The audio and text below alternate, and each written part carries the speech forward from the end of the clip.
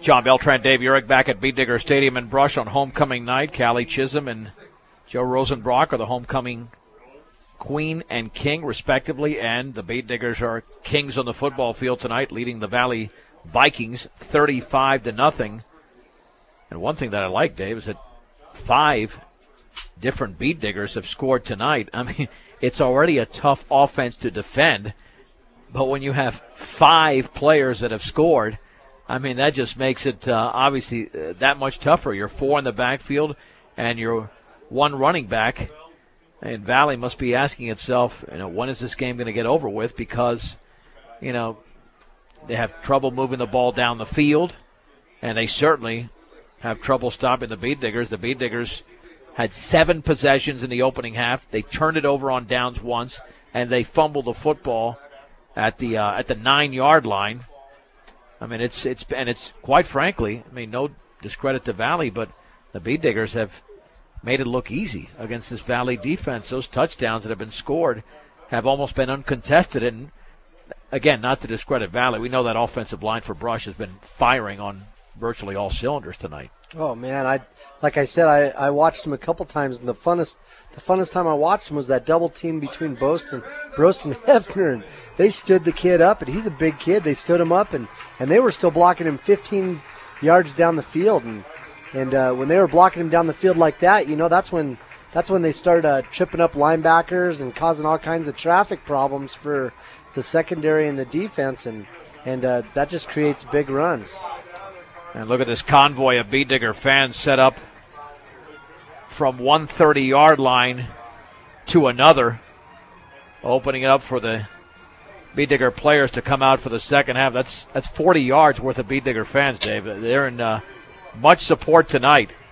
And I don't know if they're seeing a great football game, but they are seeing a great performance by the Beet Diggers, so it's certainly well worth it to be out there. And it's another benefit. I mean, you get out there and you feel like you're part of the whole thing. You're part of the whole homecoming festivity. Yeah, it was an outstanding homecoming. We're listening to this Monday Night Football theme as they enter onto the field, and everybody, all the kids and all the fans are down there just going crazy and laughing and running around and greeting the team. And I got to tell you, Mr. Chris Rugg, our principal at the high school, and our athletic director, John Schaefer, and then also our teachers at the high school, we had one of the best homecoming parades that we've had in a long time in Brush today. There were so many people that turned out, and there were so many kids involved. We had kids representing the Fort Morgan, kids from Brush that play soccer from Fort Morgan, and other groups of kids that were little fan groups, that are doing their own little fun things. So there's a lot of people that are just doing a lot of really neat, fun things, and it's just great to see so much involvement. And I think it just shows by the number of people that are here tonight. The place is packed. Yeah, it is a packed house. And I'm thinking, was it homecoming last year or another game where it was a packed? I think it was homecoming. It was packed, and then it was virtually empty for the second half because the Beet Diggers, 1, had a big lead like tonight, but 2, the weather was unbearable. If I remember last year, it was so cold, and luckily, we're inside the press box, and the fans figure, it's been a great first half. We got the homecoming court out there. The Beet Diggers have come out for the second half. And let's go home. It looked like 2 totally different games and 2 totally different nights. But I think tonight, Dave, they're going to hang around a little bit more because it looks, at least from here, it looks pretty pleasant out there. Yeah, the flag's not even standing up. Boy, we had a lot of wind come through around 5 o'clock, and I thought, oh my goodness, it's going to really get after you. The storm clouds around to the north and then off to the east, the northeast, and it just settled down. It's just a beautiful night for high school football. You walk outside, it smells like popcorn. And I love that. I mean, whether it's here or at the movie theater, I mean, that's never a losing proposition. All right, the Beet Diggers have 5 rushing touchdowns tonight. It started with Joe Rosenbrock's 5-yarder, a 20-yarder from Tanner Morrow, 28-yarder from Connor Weiser. Those 3 took place in the opening quarter after the Beet Diggers stumbled a bit in the second quarter. They got a 6-yard run from Skyler Seawald and a 12-yard bootleg score from Eric Garcia. So their 5 main skill position players that play behind the center have all scored tonight for Brush. And they lead 35-0 as we're just about ready to start the third quarter. Your one-stop center for projects around your home, office, or yard is Ackley Building Center. Ackley Building Center, 1402 Mill Street in Brush. And another benefit we're going to see in the second half, Dave, which I know these players love, is that like last week, like the University game, like the Fort Morgan game, we're going to see the second-teamers out there. Yeah, and that's just awesome because it gives Coach Dreitz, all the number one guys had this whole first half to get a lot of playing time and up their skill level. And then now when the second string guys get to come in the game, they have a chance to ratchet their play up. And that only helps when it comes time for postseason. You see a lot of the most successful teams that are able to platoon. They have a lot of guys going out there, a lot of players that are fresh throughout the game, and when the Diggers have that opportunity to get these young guys in the game, hopefully that carries over into the postseason play when they need guys to be able to step up. Well, I mean, a lot of second teamers, they're lucky if they play 20% of the entire season at the varsity level. These second teamers for Brush, I mean, this could be the fourth time in the last 5 games, or the I'd say the third or fourth time in the first 6 games. That's what it would amount to. We didn't see the second team, obviously, against Faith Christian or Ray. But if you have that much experience, boy, I mean, it really helps. Once you start the next varsity season, you're really not intimidated by, getting out on a football field, because it's not the first time, it's not the second time. Heck, for this team, I mean, they could see realistically, if you look at the 10-game schedule and you have the second team playing for the 4th time in 6 games tonight, it should happen against Estes Park, the final game of the year. And who knows if they got a shot either against Weld Central or Strasburg. Strasburg's a pretty good team, and Eaton is very good as well. So after tonight, they have possibly 2 more shots to see some action in a varsity game, and that would be either against Weld Central and definitely against Estes Park, which is struggling this year and has thin numbers in its football program. Yep. And a lot of those guys, they may not, in the tighter games, they may not get in the game a lot, on offense or defense, but, there's a good number of those boys down there that are getting in some special teams action anyway. All right, the Bay Diggers will receive the second half kickoff, leading by a score of 35-0. Shea Hansen and Joe Rosenbrock will be back to receive. And this is the first time that the kickoff return team will be tested as well. Eaton and Strasburg playing tonight, as are Weld Central and University. Weld Central leading 14-6 at the break. Eaton and Strasburg tied at 7 at the break. Keep in mind that we'll have replay of this game to follow on 1010 as well as KSIR.com.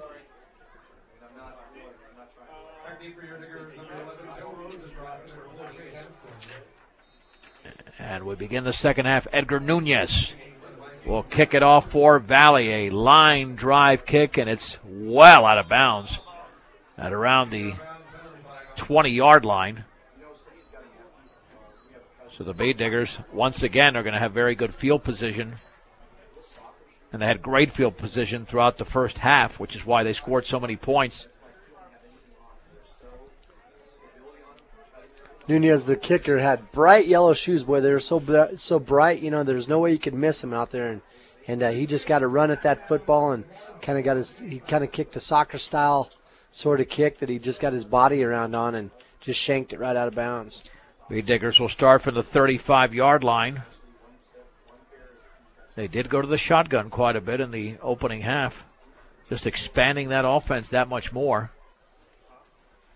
And a lot of teams like to run the shotgun, but I think you hit the nail on the head, Dave. This team has the personnel to operate the shotgun, which is why it looks very smooth. They're in the shotgun right now. Garcia on 1st and 10 is going to option right. He'll keep it himself after faking the pitch along the sideline to the 45, inside the 50-yard line to the 49. He'll pick up 16 yards and a first down. And the Valley tackle was made by Walker Gonzalez, the 6'3", 210-pound junior linebacker.